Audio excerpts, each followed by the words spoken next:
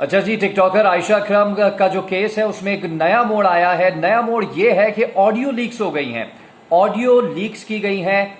एक audio leak की गई है आयशा अकरम की जानिब से, जो आयशा अकरम के फेवर में जाती है, और दूसरी ऑडियो लीक की गई है रैम्बो की तरफ से, जो रैम्बो के हक में जाती है। पहली ऑडियो लीक हुई रैम्बो की जानिब से, जी नहीं, पहली ऑडियो लीक हुई आयशा अकरम की जानिब से, ऐसा कहना है रैम्बो का, क्योंकि आयशा अकरम ने धमकी दी थी कि ऑडियो लीक अगर रैम्बो की जानिब से की गई तो एफआईआर में रैम्बो का नाम भी शामिल कर दिया जाएगा। और वही हुआ। आयशा अकरम टिकटॉकर जो मीनार पाकिस्तान केस के अंदर सोशल मीडिया की और न्यूज़ मीडिया की जीनत बनी, काफ़ी इसके ऊपर डिबेट हुई।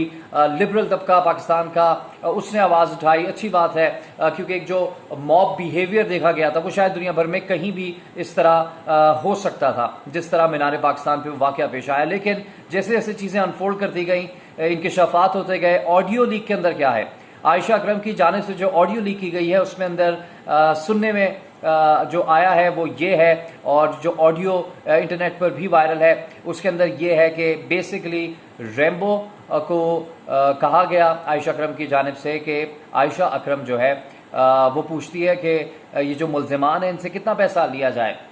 आयशा अकरम ने कहा कि 5 लाख ले लें एक बंदे का, वो कर लेंगे। रैम्बो ने कहा गरीब लोग हैं, कितने कितने पैसे लिए जाएं, 6-7 लोग हैं, अच्छा इतने लोग हैं, ठीक है।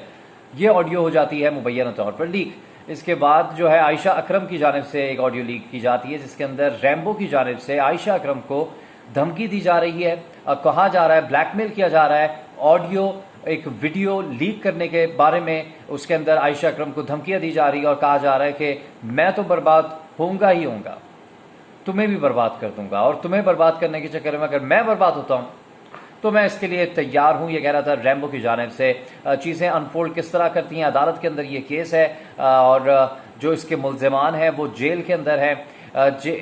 इन जेल के अंदर मुल्ज़िमान से क्या सुलह होनी थी, किस तरह से 5 लाख फी बंदा जो है आयशा अकरम डिमांड करने जा रही थी, और पसे पर्दा ये चीज़ें भी चल रही थी जहां आयशा अकरम के साथ पूरा पाकिस्तान खड़ा हुआ, यहाँ का मीडिया खड़ा हुआ, यहाँ की सिविल सोसाइटी खड़ी हुई, वकला बरादरी खड़ी हुई, और वज़ीर आज़म तक को जिक्र करना पड़ गया इस वाक़े का।